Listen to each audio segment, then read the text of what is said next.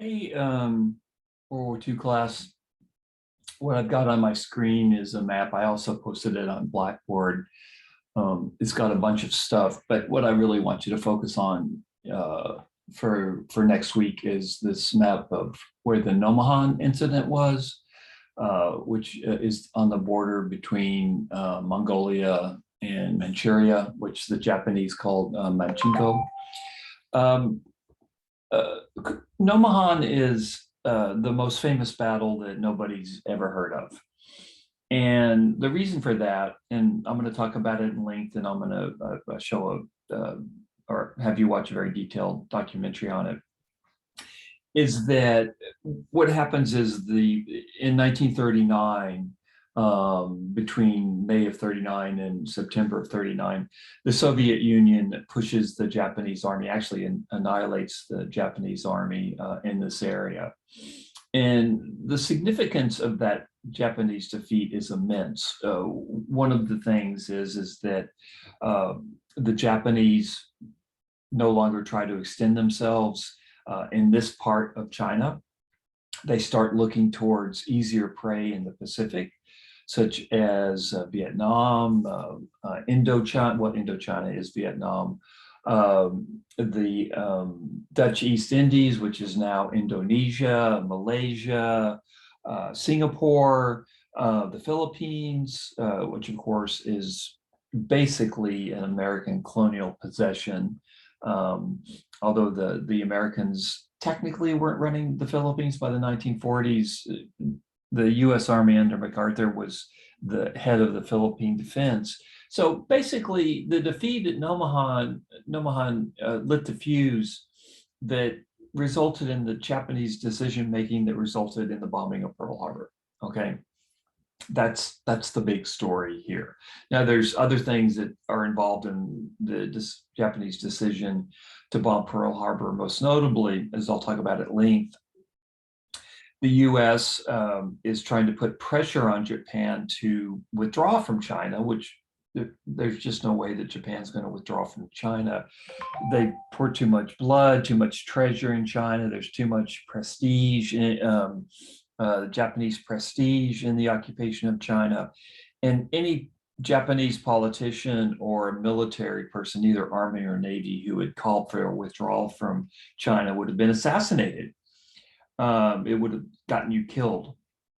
So it just wasn't going to happen. So the U.S. gradually ratchets up its pressure on Japan. It doesn't really work. And ultimately, by the summer before 1941, the U.S. stops selling oil to Japan. And that's a very significant decision because the U.S. supplies the vast majority of oil to Japan. I can't remember the figure off the top of my head, but I think it's somewhere over 80%. I say it somewhere in my lecture. So there are many roads to Pearl Harbor, but one of those roads starts at Nomahan. Now, I'm going to show you a video or have you watch a video on Nomahan. It's about a 25-minute video. It's insanely detailed. So don't get caught up in the detail. I can't remember the details myself. I mean, people just get so fanatic about World War II. They just, students know aspects of in depth about World War II, like munitions, that kind of a thing, that I just will never have knowledge of. What I do in this class is try to give you a big picture discussion of how World War II developed. So in the Nomahan documentary I ask you to watch, don't get caught up in all the details, just know the basics that the Japanese were pushing against the Soviets in Mongolia. The Soviets push back under General Zhukov, who will ultimately be the commander of all Soviet forces in World War II. This is where he enters the stage. And I'll say this again, General Zhukov was probably the most significant general in all of World War II. And that includes Eisenhower, that includes Montgomery. In terms of just fighting, a fighting general, the Soviet General Zhukov is absolutely number one. And this is where we meet him. So sophisticated students of World War II need to know about Nomahan, and they also need to know about Zhukov. Last thing I'll say in this intro paragraph or at this intro podcast, a lot of what we're dealing with here, just from a big strategic point of view, is a two-front war, or not wanting to fight a two-front war.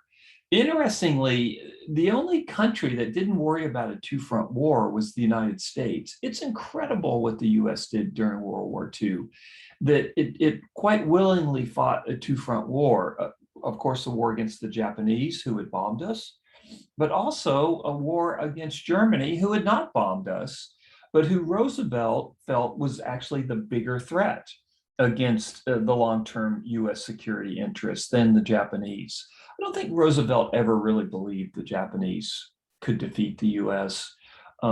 He knew it would take a big effort to defeat the Japanese, that there would be horrible casualties. But I don't think there was much doubt in his mind that ultimately the US would triumph over Japan. Hitler, he was much more worried about. So this is also something I want sophisticated students of World War II to understand, that the US fights an amazingly successful two-front war without really being too concerned about it. Now, in Europe, Hitler does not want to fight a two-front war. He doesn't, and when I say a two-front war, he doesn't want to fight the British and the Soviets simultaneously. But one of the significant things that happens in World War II is the British refuse to surrender, even after the capture of all of Western Europe. And you'll see this explained pretty clearly in the Hitler versus Stalin documentary. All of Western Europe had fallen except for England, but Churchill, to his everlasting credit, refuses to give in to the Nazis. In some ways, he's somewhat like Chiang Kai-shek in that aspect. And so Hitler basically decides to fight a two-front war. He invades the Soviet Union before he's defeated England. And that turns out to be a huge mistake. Not that England is such a big threat to Hitler, but what happens is that England holds out until the US enters the war. And then England becomes the forwarding base for the US to invade Europe. So Hitler stupidly enters into a two-front war. Stalin is able to avoid a two-front war because of Nomenhan. And one of the things that I'll talk about in the podcast, but I want to talk about here first, is Stalin and the Japanese actually, in the late 30s, entered into an agreement where they decided not to go to war with each other.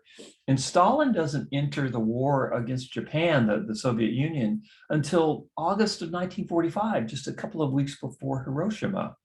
So Stalin doesn't have to fight a two-front war, which is hugely important because it allows him to focus his troops on the Germans, which we'll talk about pose an immense threat to the Soviet Union. So let me repeat here. The US fights a two-front war, amazingly successful. Hitler doesn't want to fight a two-front war, but since he can't defeat the British, and he decides to go ahead and invade the Soviet Union before defeating the British, he ends up fighting a two-front war, which is a disaster for him. Stalin does not have to fight a two-front war. He doesn't have to fight the Germans and the Japanese because of the defeat of the Japanese at Nomenhan. So a lot of what we're looking here, if you think about it strategically, is the two-front war. And just to bore in, that Hitler really makes a stupid mistake in allowing himself to get sucked into a two-front war. Hitler was not the best strategist, and I'm going to talk about that. He made a lot of mistakes, but perhaps his biggest mistakes is fighting a two-front war. He invades the Soviet Union before he defeats the British. And let's give credit to the British. Let's give credit to Churchill for not giving in when the rest of Western Europe had been captured. Churchill hangs tough until the US enters the war in December 1941.